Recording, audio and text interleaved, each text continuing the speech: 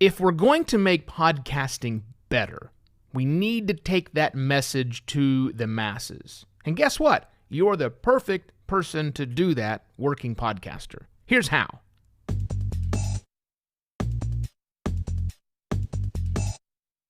Hello and welcome to another Podcast Pontifications with me, Evo Terra. Remember that, well, you may not remember this, but John F. Kennedy gave a speech many years ago, ask not what your country can do for you, but ask what you can do for your country. Remember that? I'm going to turn that around, borrow some words from the good president, and say, ask not what you can do to make your podcast better, which you should do that, but ask what you can do to make all of podcasting better. That's what we're going to tackle this week on Podcast Pontifications. Ways that you can not just improve you, not just improve yourself, but how you can make all of podcasting better. And today specifically, I want to focus on your relationship with people who have been podcasting for not quite as long as you have.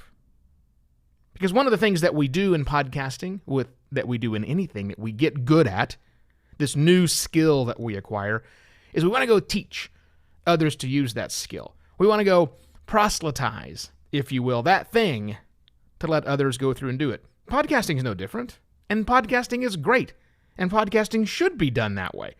You should totally take the message out to all the other people and say, hey, I'm doing this podcast, and Bob or Sally or Jose or whoever, I think you do a great job too. Yes, I want you to keep doing that. But I want you to do it kind of with a purpose and a thought process. Because just because you can do something, it doesn't mean that you're actually an expert just yet. So I want to help you understand some things to do and maybe some things not to do.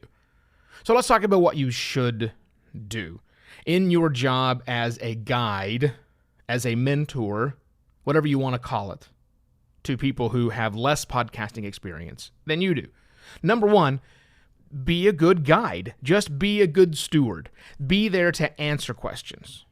Let's see. Right now, not counting clients, I have 3 different people who have asked me for my advice and my assistance as they get their podcast going, and I'm helping.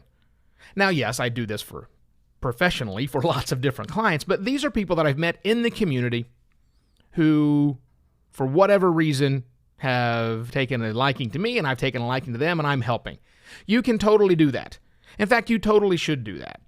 You, as a working podcaster, should be, in my opinion, if you want to help make podcasting better for the rest of the world, be sure that you are doing that.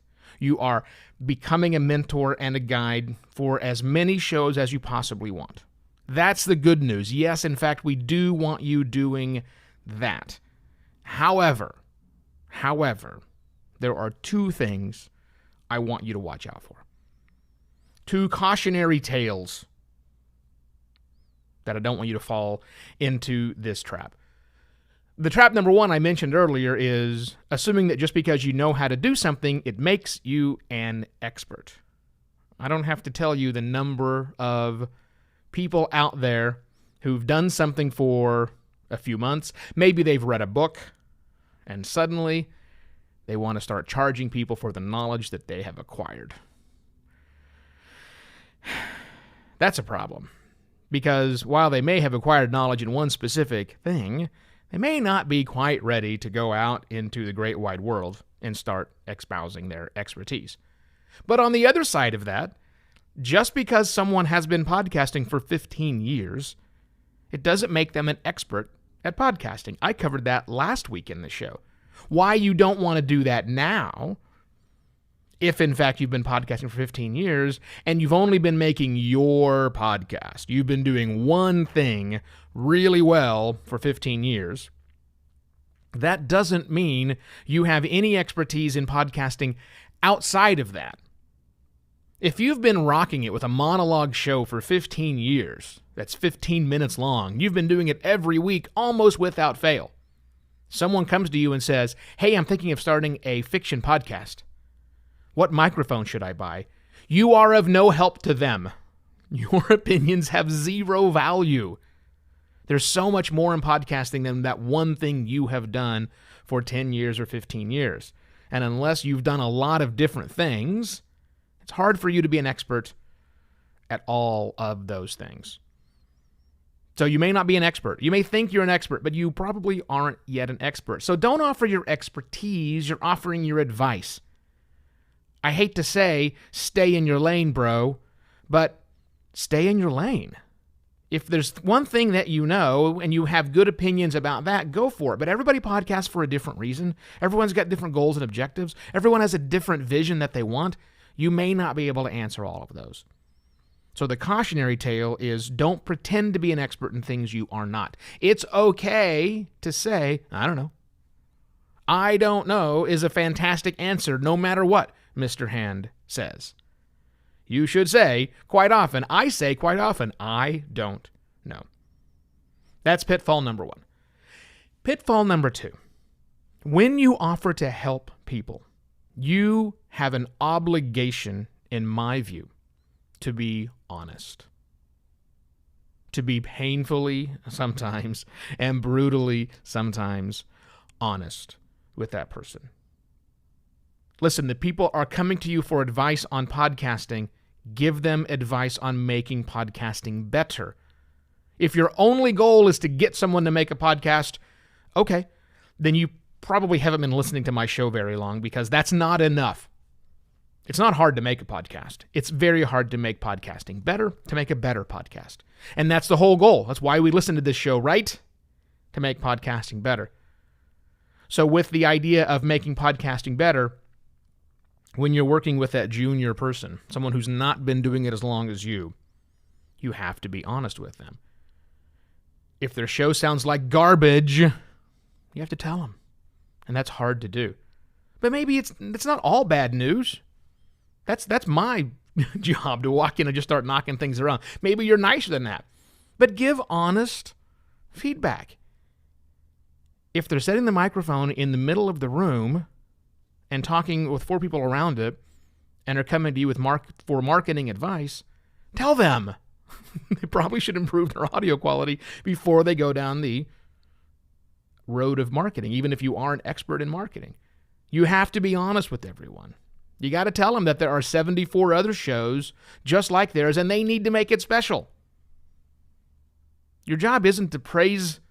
This is not a 7-year-old who has put macaroni on a picture frame and hands it to you.